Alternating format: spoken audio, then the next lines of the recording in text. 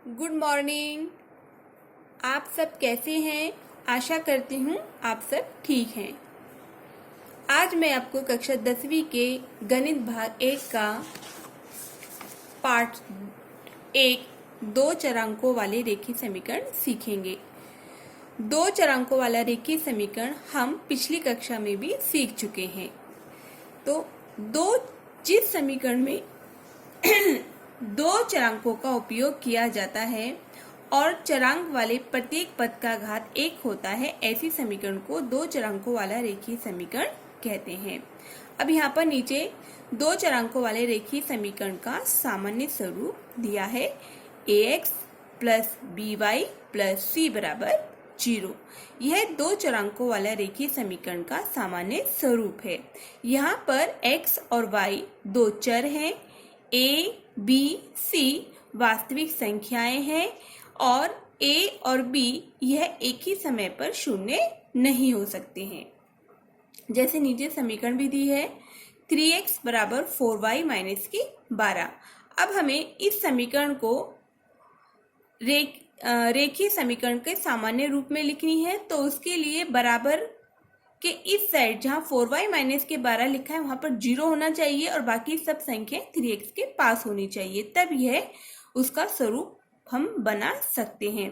जैसे यहाँ पर 3x बराबर 4y माइनस के 12 लिखा है, तो इस 4y और माइनस 12 को 3x के पास लेके जाएंगे। जब हम 3x के पास लेके जाएंगे तो यहाँ पर जो 4y के आगे जो चिन्ह नहीं है इसका मतलब प्लस है, तो ये प्लस का 4y 3x के पास जाकर माइनस हो जाएगा और ये माइनस का 12 जाकर उधर प्लस हो जाएगा। बराबर के उस साइड कुछ नहीं बचेगा, यानी क्या बचेगा? 0 बचेगा। जैसे यहाँ पे करके दिखाया है 3x माइनस के 4y प्लस के 12 बराबर 0, यह सामान्य स्वरूप है। उसके बाद कृति दी है निम्नलिखित सारणी को पूर्ण कीजिए। क्रमांक दिए हैं आपको, समीकरण दी है और आपसे पूछा है दो चरांकों वाले रेखीय समीकरण है या नहीं। जैसे पहला प्रश्न दिया है 4m प्लस 3n बराबर 12। अब यहाँ पर अगर हम देखें कि m और n दो चर हैं और इन चर की हमें केवल घातांक देखनी है। यहाँ पर दो चरांक की घातांक कुछ नहीं है, मतलब 1 है, इसलिए यह दो चरांकों वाला रेखीय समीकरण है। तो यहाँ पर है लिखा हुआ है। अब दूसरी समीकरण देखिए 3x की घात 2 माइनस के 7y बराबर 13। अगर हम इस समीकरण में देखें तो इस समीकरण में x और y दो चर हैं, लेकिन यहाँ पर x की घात 2 दे दी है और y की घात 1 है, लेकिन x की घात 2 होने के कारण यह दो चरांकों वाला रेखीय समीकरण नहीं है। तीसरा देखिए वर्गमूल 2 x माइनस वर्गमूल में 5 दिया है, y बराबर 16।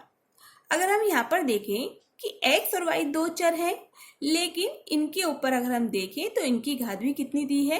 1 दी है, कुछ नहीं लिखा है, मतलब 1 है। तो x और y दो चर भी है और घात भी 1 है, इसलिए यह दो चरांकों वाला रेखीय समीकरण है। अगर हम चौथा देखें तो 0x प्लस 6y माइनस के 3 बराबर 0। अगर हम यहाँ पर देखें x और y दो तो चर हैं, लेकिन यहाँ पर अगर हम देखें कि x के पास 0 दिया है, x के पास 0 होने के कारण यहाँ पर x चर नहीं है, फक्त केवल एक ही चर है y। एक चर y होने के कारण यह दो चरांकों वाला रेखीय समीकरण नहीं है। पांचवा देखिए 0.3x प्लस 0y माइनस के 36 बराबर 0। यहाँ अगर हम समीकरण में देखें कि x और y दो चर दिए हैं, लेकिन जो चर y है उसके पास 0 दिया है, तो y के पास 0 चर होने के कारण यहाँ पर y चर नहीं है, केवल एक ही चर है x, तो इसलिए यह भी वर्ग समीकरण नहीं है।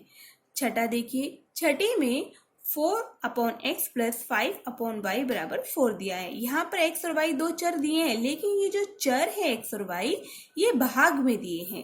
भाग में देने के कारण यह भी दो चरांकों वाला रेखीय समीकरण नहीं है। सातवां देखिए 4xy माइनस के 5y माइनस के 8 बराबर 0। अगर हम इस समीकरण में देखें कि x और y ये दो चर एक साथ दे दिए हैं और एक साथ देने के कारण इन दोनों की घात जो होती है 2 होने के कारण यह भी दो चरांकों वाला रेखीय समीकरण नहीं है। अब इसके बाद 1.1 देखते हैं। जैसे प्रश्न संग्रह 1.1 का पहला प्रश्न दिया है, निम्न कृति पूर्ण करके युगपत समीकरण हल कीजिए। 5x प्लस के 3y बराबर 9, 2x माइनस के 3y बराबर 12। पहली को उन्होंने समीकरण 1 लिखा है और दूसरी को समीकरण 2 लिखा है।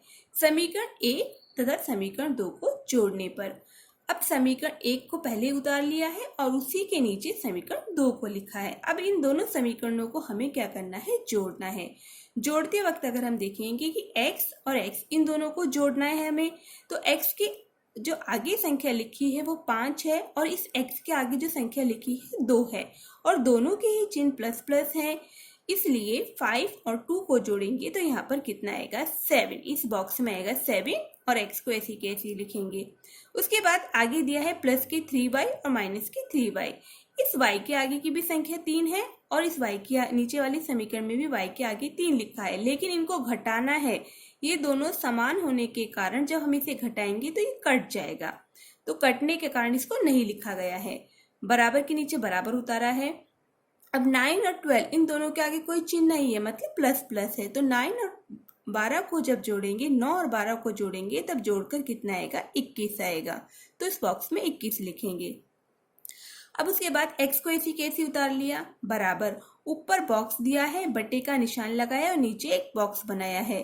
तो x बराबर जो ऊपर वाले बॉक्स है उसमें हम 21 को लिखेंगे और जो x के पास जो यहाँ पर जो 7 लिखा था वो 21 के नीचे आ जाएगा, तो यहाँ पर x बराबर हो जाएगा 21/7।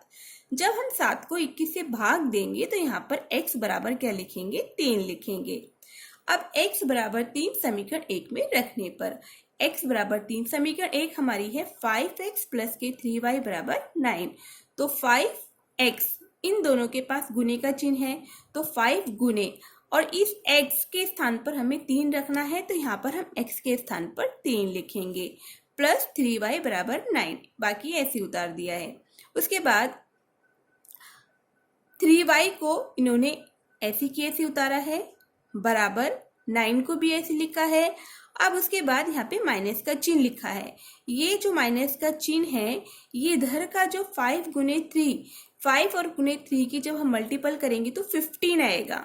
तो 15 जो है प्लस का है इधर आकर, लेकिन जब वो 9 के पास आएगा तो वहां पर आकर क्या हो जाएगा, ये माइनस हो जाएगा, इसलिए माइनस के 15 दिया है। उसके बाद 3y बराबर 9 में से 15 को हमें क्या करना है, घटाना है। 9 में से 15 को जब हम घटाएंगे तो घटाने के बाद जब 9 को 15 में से घटाते हैं तो कितना बचता है, 6 बचता है। घटाने के बाद देखेंगे कौन से चिन्ह की संख्या बड़ी है। यहाँ पर अगर हम देखें तो माइनस की संख्या जो है वो बड़ी है, क्योंकि 15 बड़ा है तो यहाँ पर इसलिए चिन्ह आ जाएगा माइनस का। तो 3y बराबर माइनस के 6। अब y बराबर y करके लिखा है, बराबर का निशान है, तो ऊपर वाले बॉक्स में माइनस के 6 को ऐसी की ऐसी लिखेंगे और जो y के जो पास का जो 3 था वो -6 के नीचे आ गया है। तो y इज इक्वल टू 3 को जब हम 6 से भाग देंगे तो जब 3 को 6 से हम भाग देंगे तो 2 आएगा और माइनस को ऐसी की ऐसी उतारेंगे। अब उसके बाद एक्स वाई दो बॉक्स दिए हैं, तो एक्स यहाँ पे पहले लिखा है तो इस बॉक्स में पहले एक्स का मान 3 लिखेंगे। उसके बाद वाई लिखा है तो वाई का मान यहाँ पे -2 लिखा है तो यहाँ पर -2 लिखेंगे। तो उसके बाद अगला प्रश्न हम अगले वीडियो में देखेंगे।